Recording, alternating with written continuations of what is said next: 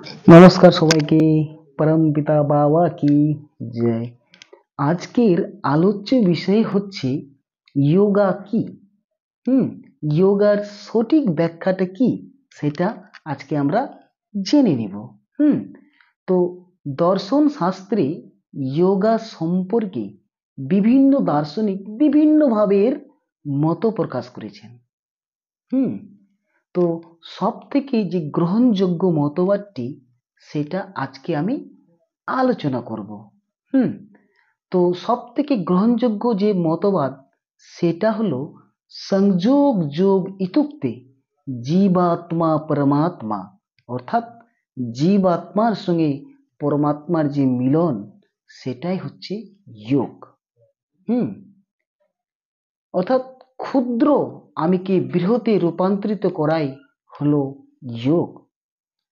বিন্দু আমিকে সিন্ধুতে রূপান্তরিত করাই হলো আমার যোগ।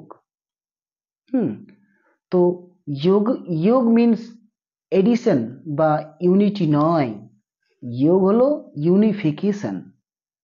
অর্থাৎ যেমন চিনি আর জলের যে মিশ্রণ, এটাই হলো ইউনিফিকেশন। চিনি আর জলকে একসঙ্গে মিক্স করে দিলে এটাই কি করা যায়, আলাদা করা যায় না। সেরকমই জীবাত্মার সঙ্গে পরমাত্মার যে মিলন সেটাই হচ্ছে শাস্ত্র মতে যোগ।